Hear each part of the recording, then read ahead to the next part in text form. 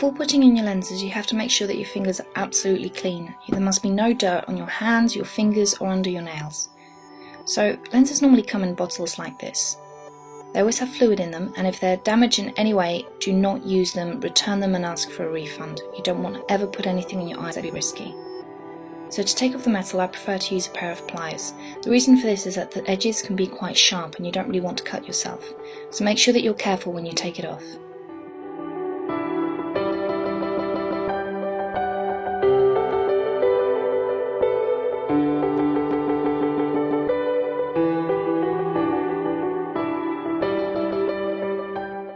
I've cut myself on the edges of this quite a few times, so you do have to be careful. It's sharper than it looks.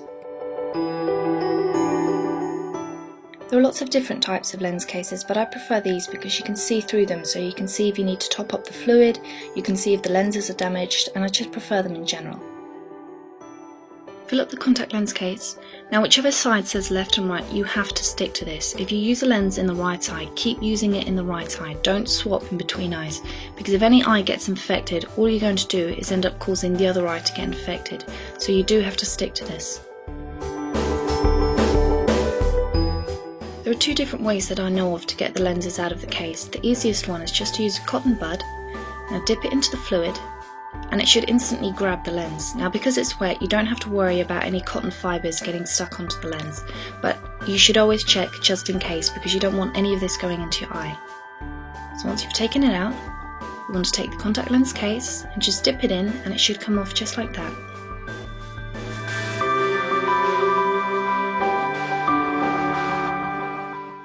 Another method is to use contact lens tweezers. Now as you can see, these have got rubber ends, and they've got rubber ends so that you can't scratch or damage the lens in any way. You want to partially pour out the fluid and then reach in and try and grab the edge of the contact lens. Now as you can see, this isn't the easiest method, which is why I prefer the previous one.